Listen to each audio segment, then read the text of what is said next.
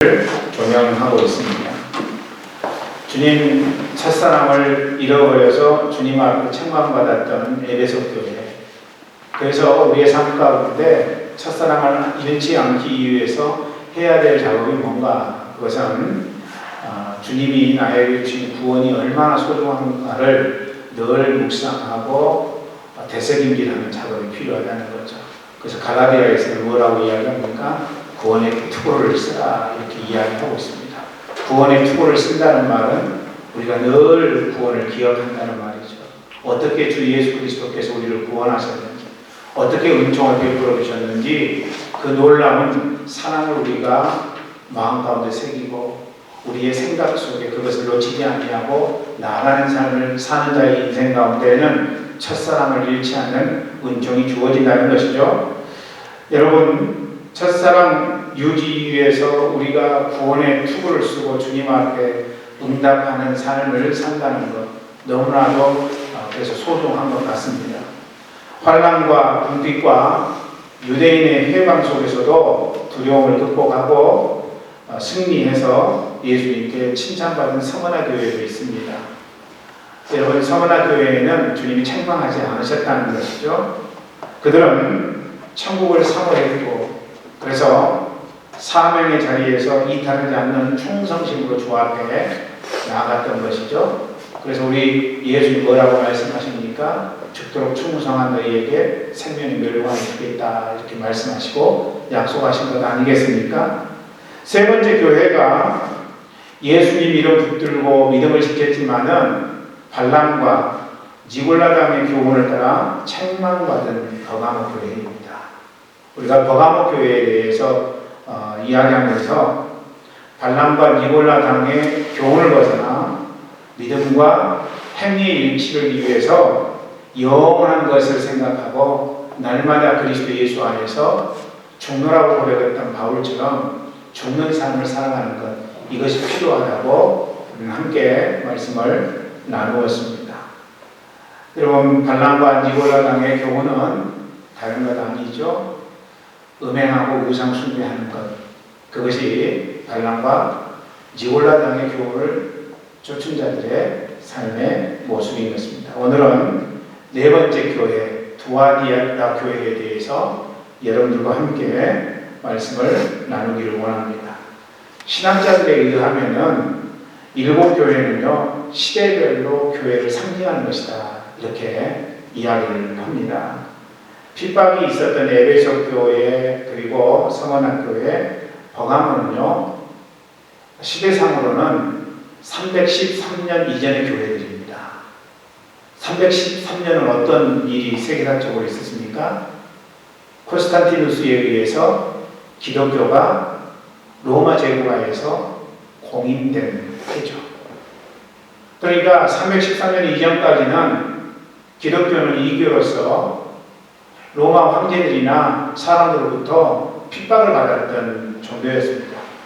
그런데 콘스탄티누스가 313년에 기독교를 공인한다고 하는 그런 칙령을 내린 이후로는 기독교가 더 이상 사람들에 의해서 또는 권세를 잡은 자들에 의해서 어려움을 당하는 그런 종교가 되지 아니했다는 것을 의미하는 것이죠. 반면에 두아디라 교회는요 313년 이후의 교회, 그러니까 중세 가톨릭 교회를 의미하는 교회이고 사대교회는 종교개혁 이전의 교회를 우리에게 가르쳐주는 교회라고 생각을 합니다. 그리고 빌라델비아 교회는 17세기, 18세기 종교개혁을 통해서 경건주의 운동이 활발하게 일어나 교회에 어떤 큰 부흥을 가져왔던 교회를 지칭하는 교회. 그래서 빌라델비아 교회도 책망이 없는 교회로 우리가 생각합니다. 마지막이 라오디게아 교회인데 이 교회는 현대교회를 상징하는 교회예요. 그래서 우리가 라오디게아 교회를 보면은 현대교회와 흡사하다, 비슷하다, 어떤 사상적으로, 논리적으로 현대 그리스도인들이 추구하는 신앙 스타일과 어쩌면 이렇게 흡사한가 이런 부분들을 우리가 보게 된다는 것입니다. 이런 시대적 연결고리로 두아디라 교회를 우리가 오늘 생각해 보기를 원합니다. 18절에 두아디라 교회에 말씀하시는 예수님은 어떤 분이신가? 여러분 18절 말씀 읽어보죠. 시작. 두아디라 교회 사자에게 편지하라. 그 눈이 불꽃 같고 그 발이 빛난 주석과 같은 하나님의 아들이 이르시되. 두아디라 교회에 말씀하시는데 그 말씀하시는 예수님을 두 가지로 이야기하고 있다는 거죠. 여러분, 먼저 눈이 불꽃 같은 분이시다 이렇게 예수님을 묘사하고 있어요. 눈이 불꽃 같은 분이다. 이것은 예수님이 통찰력을 갖고 계시는 분이시다. 이것을 말씀하고 있는 거죠. 통찰력이라고 하는 건 뭡니까? 남들이 볼 수 없는 것을 보는 능력을 갖고 있는 사람을 향해서 우리는 그 사람 통찰력 있는 사람이다. 이렇게 이야기를 하잖아요.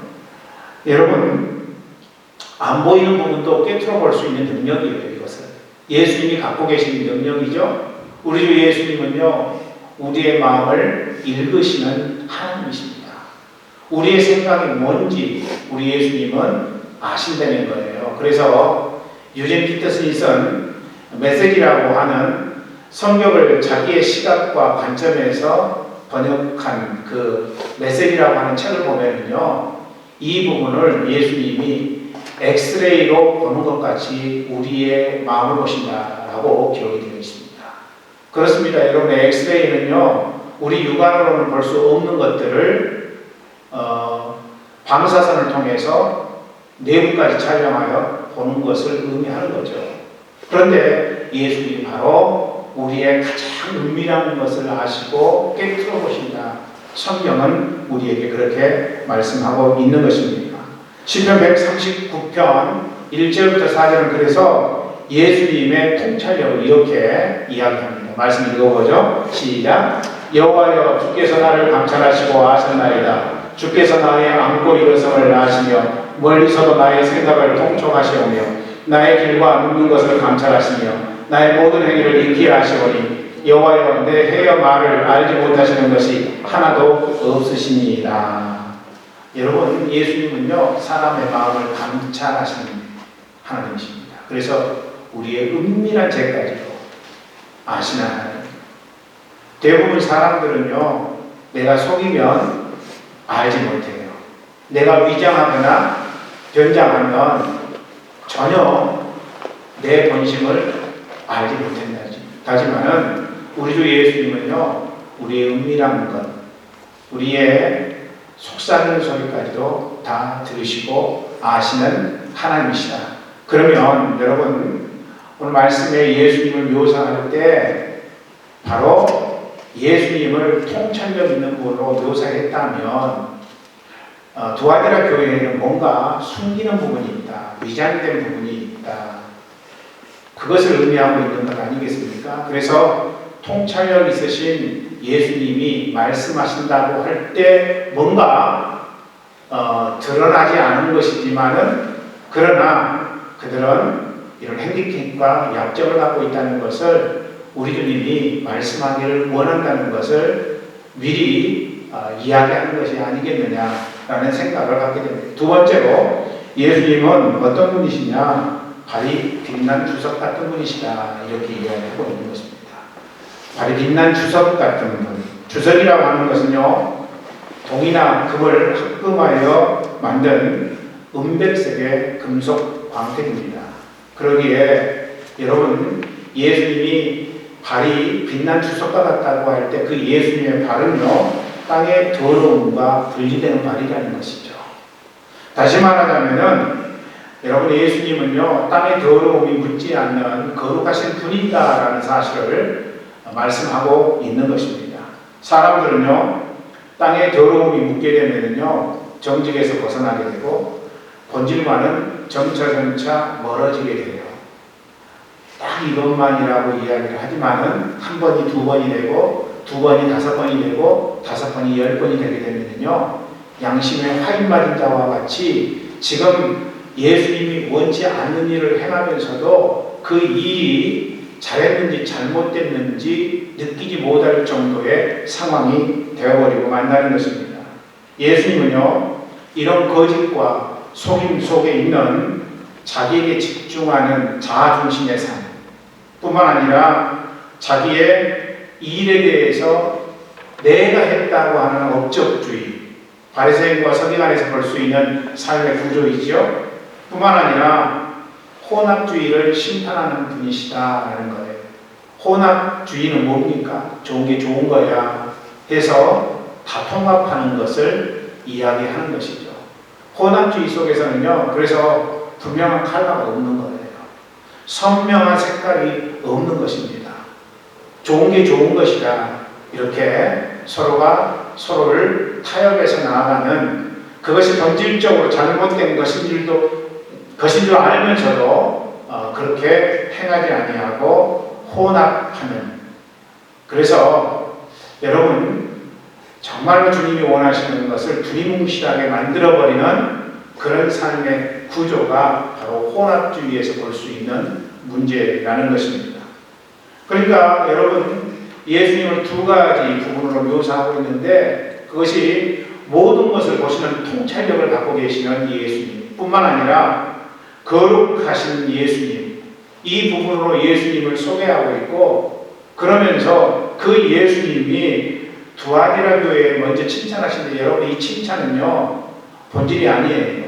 예수님이 하시고자 하는 것은 두아디라 교회의 문제가 무엇이었는가, 이것을 말씀하고자 하는데, 그 전에 그냥 예수님이 칭찬을 생각하다가 그 칭찬을 생각하신 것이 19절에 있는 말씀이라는 거예요. 19절 말씀 읽어볼까요? 시작. 내가 네 사랑과 사랑과 믿음과 성김과 인내를 나누니 내 나중에가 처음 것보다 많도다. 네 처음 것이 나중이 더 좋다. 네 처음 것보다 나중이 좋다라는 말씀을 예수님이 하십니다. 에베소 교회는 처음 사랑을 상실해서 예수님으로부터 책망받은 교회인데, 두아디라 교회는요 처음보다 나중이 좋아서 예수님에게 칭찬받았다. 성경은 그렇게 기록하고 있습니다. 구약의 사울이나 신약의 유다는요 처음은 좋았지만 나중에 좋지 않았던 사람들이에요. 사울은요 성품이 좋았습니다. 굉장히 성품이 온유한 모습을 처음 사울의 모습을 보면서 우리는 발견하게 되는 거죠.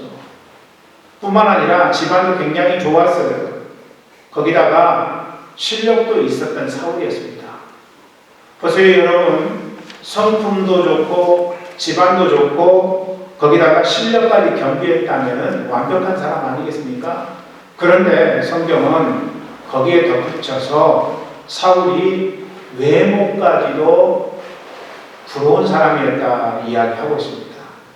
외모가 빛나는 사람이었다.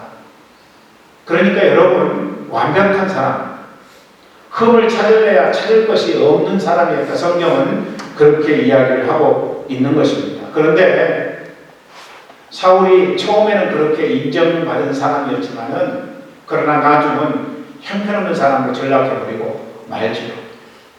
결정적인 계기가 있었어요. 그것이 어떤 사건이었습니까? 다른 건 아니죠. 여러분, 이 사울이라고 하는 자가 아말렉과 전쟁하고 나서 그 마음속에 교만이 찾아왔어요. 하나님의 말씀은 뭐였습니까?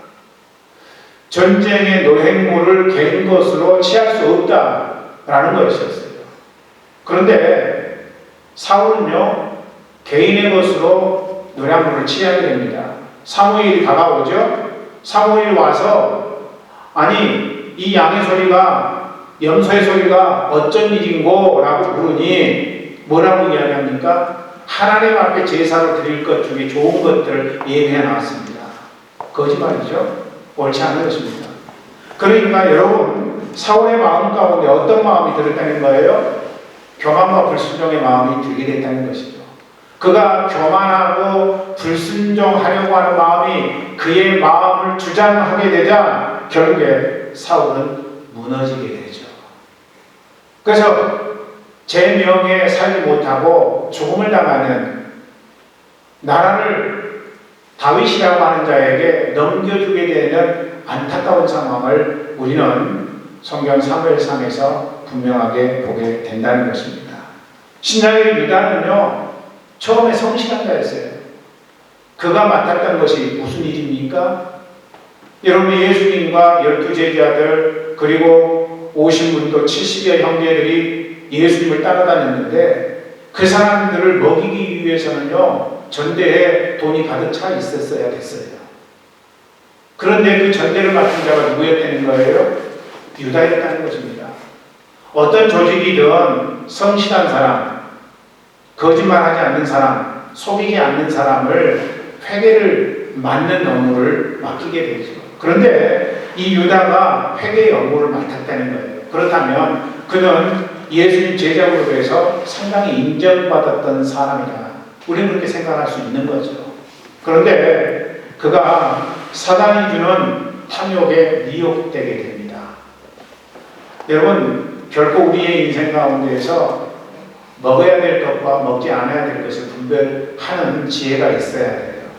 그런데 유다는요, 먹어서는 안 될 것을 사단에 의해서 미혹되어 가지고 먹게 되는 안타까운 모습을 우리는 성경에서 보게 됩니다.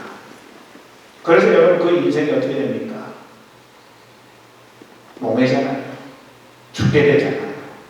비참한 곳이 된다는 것입니다. 피해 맛이 되는 거예요. 여러분, 반면에 요셉이라고 하는 자는 처음에는 좋지 않았어요. 그의 인생이 형들에 의해서 애굽 약대 상인에게 팔리게 되고 보디발의 집에 팔리게 되고 그러다가 심지어는 감옥에 가게 되면 그 인생 초반기에는 그렇게 좋은 일이 없었다는 것입니다. 그런데 요셉의 나중 삶은 어떻게 돼요? 끝까지 하나님의 말씀을 붙들고 그 말씀 앞에 응답하며 살았더니 하나님이 그의 인생을 축복하셔서 총리로 살게 되는 그런 은총을 경험하게 되었다는 것입니다. 다윗도 마찬가지 아닙니까? 다윗도 성경에 보면은 정말 말할 수 없는 핍박과 환난 가운데 있게 되죠. 여자들이 이야기하기를 사울의 죽인 자는 천천히요 다윗의 죽인 자는 만만히로다.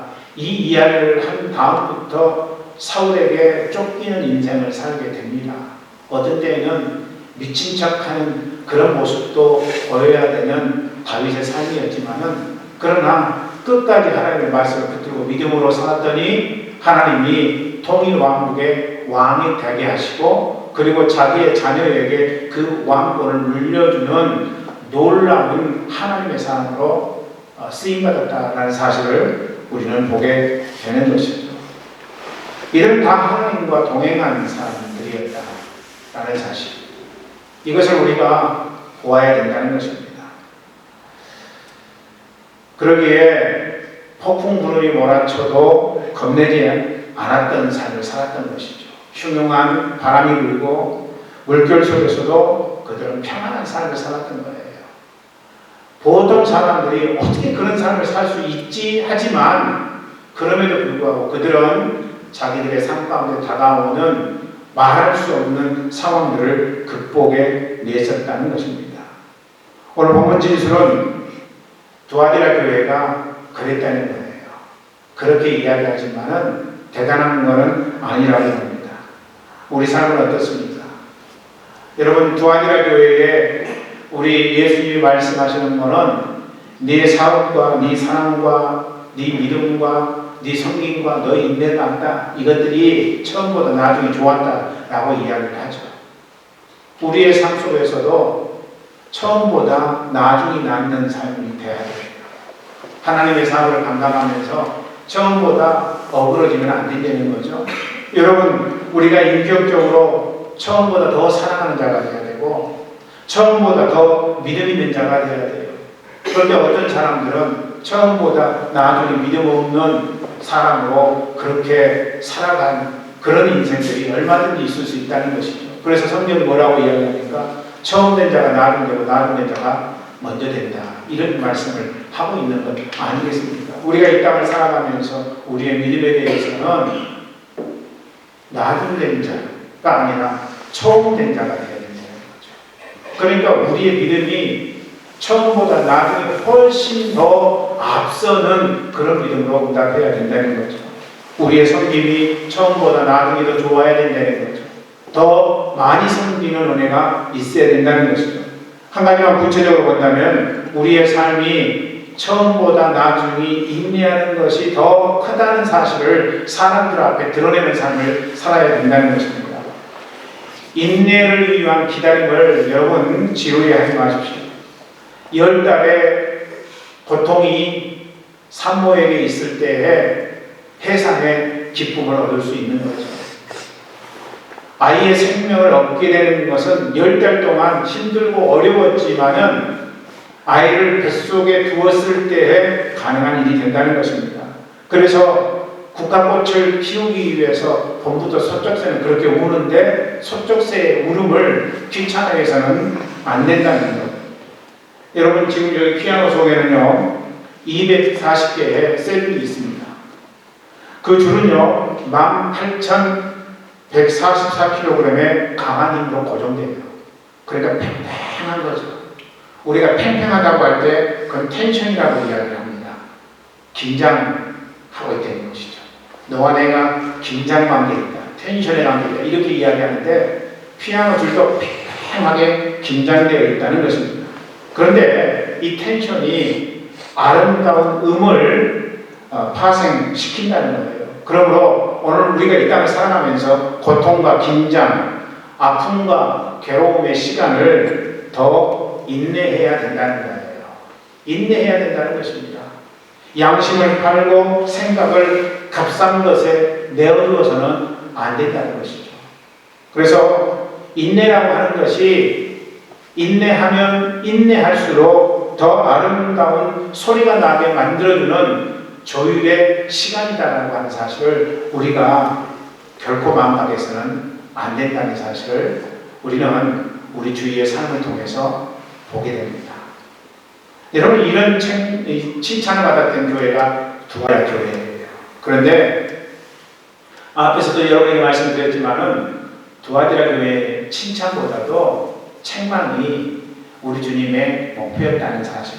그래서 두아디라 교회에 책망을 하셨는데 그 책망이 20절, 21절에 기록이 되어 있어요. 말씀 읽어보겠습니다. 시작. 그러나 내게 책망할 일이 없노라. 자칭 선지자라 하는 여자 이세벨을 내가 용납하니 그가 내 종들을 가르쳐 깨어 행음하게 하고 우상의 제물을 먹게 하는도다. 또 내가 그에게 회개할 기회를 주었을 때 자기의 음행을 회개하고자 하지 아니하는도다. 두아디라 지역은요 양모 산업이 발달되어 있어요. 양모 산업이 발달되어 있다는 것은 피역 산업도 발달되어 있다는 것, 그것을 의미하는 것이겠죠. 양모와 피역 산업이 발달되어 있던 도시뿐만 아니라 의류도 가죽옷, 피역 산업이 발달되어 있으니까 가죽옷이 발달되어 있을 것이고 동일하게 이 가죽을 물들이는 염료 산업이 발달된 도시일 것입니다. 그러니까 산업적으로 보면은 이 두아디라라는 도시가 굉장히 수준이 있는 도시였다. 우리는 그렇게 생각할 수 있습니다. 성경에 보면은 바울과 만나서 바울의 사역을 동역했던 자주장사 루디아가 나오는데 이 루디아가 어디 출신이라고 이야기합니까? 두아디라 출신의 자주장사 루디아라고 그렇게 이야기를 합니다. 여러분 산업이 상당히 발달되어 있던 도시가 이 두아디라. 그래서 어쩌면 루디아는요 여기에서 물건을 싸게 띄어다가 에베소 같은 데 가서 또 고린도 같은 데 가서 팔았던 것으로 생각이 되어집니다. 산업이 발달했다는 것은 뭘 의미하는 것입니까? 동업조합이라든지 협동조합이라든지 노동조합이 발달됐다는 것을 의미하는 거겠죠. 당시에 여러분 여러 종류의 이 조합들이 있었는데 그것을 우리는 길드라고 이야기합니다.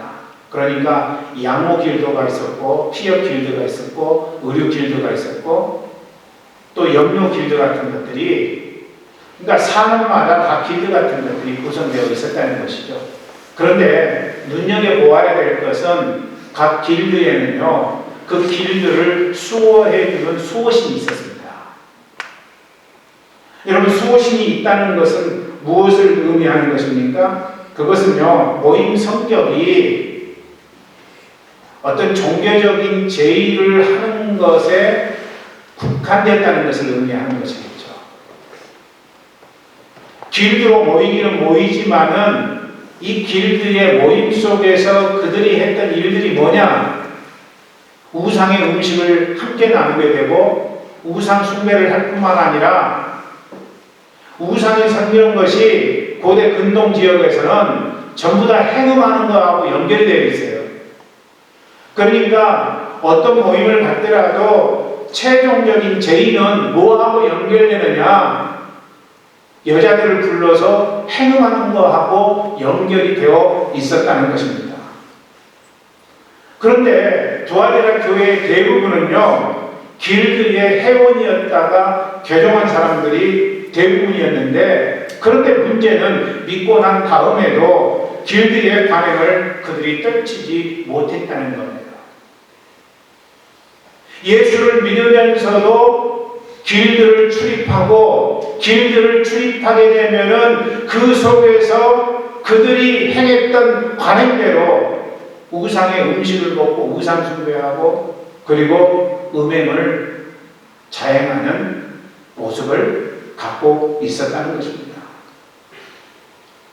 이것과 연관되어서 예수님이 하신 첫 번째 책망이 뭐예요? 여선지자 이세벨이 주도한 행음과 우상의 재물을 먹게 한 일을 용납했다라는 거예요. 이세벨이 가르쳐주는 잘못된 교리를 그대로 받아들였고 그래서 죄책감을 갖지 않게 됐다는 것입니다. 이세벨이라고 하는 여인은요, 베니게 왕 예바알 딸로 그 아버지 왕이었던 오므리 왕의 정략결혼 정책에 의해서 북이스라엘의 당시 왕이었던 아내가 된 여인입니다. 그러니까 오므리 왕이 시아버지가 되는 거죠. 왕이 자기의 남편이 되는 거예요. 그런데 이 이세벨이라고 하는 여인이 그 베닉이라고 하는 땅에서 시집 올 때 그냥 오지 아니했다는 거예요. 뭐를 가져오는데 그 가져온 게 뭐였느냐? 바로 바알 종교였다는 것입니다. 바알 종교를 가져왔어요. 바알 종교는 뭡니까? 이방신을 섬기는 것이죠. 바알은 다산입니다. 풍성이에요. 풍성. 풍성의 의미가 담겨져 있는 신이 바알인 것입니다. 그러니까 이세벨이 베니게로부터 시집 오면서 바알 신을 가지고 왔다는 것이죠. 그 바알 신이 자기가 살고 있던 북이스라엘뿐만 아니라 남유다에까지 전이되게 되었다는 것입니다. 신약시대로 넘어와서 아마도 이세벨이라고 하는 동명이인의 여선지자가 두아디라 교회의 우상숭배와 행음이라고 하는 것을 살기 위해서 어쩔 수 없다는 프레임으로 그들에게 가르쳤을 것이라는 이야기죠. 우리가 흔히 하는 이야기잖아요. 살려고 하니까 어쩔 수 없어. 그냥 좋은 게 좋은 거 아니야? 그냥 대충 그렇게 까닭스럽게 하지 말고 그냥 대충 살지. 이런 우리가 하는 이야기인데 이 이야기가 두아디라 교회에 바로 이세벨이라고 하는 여인이 죄책감을 들지 않도록 그렇게 두아디라 교회 성도들을 인도해버렸다. 그러니까 그녀의 인도함을 받고 두아디라 교회 성도들이 여러분 신앙과 우상을 타협점으로 삼아서 응답하게 되었다라는 사실입니다.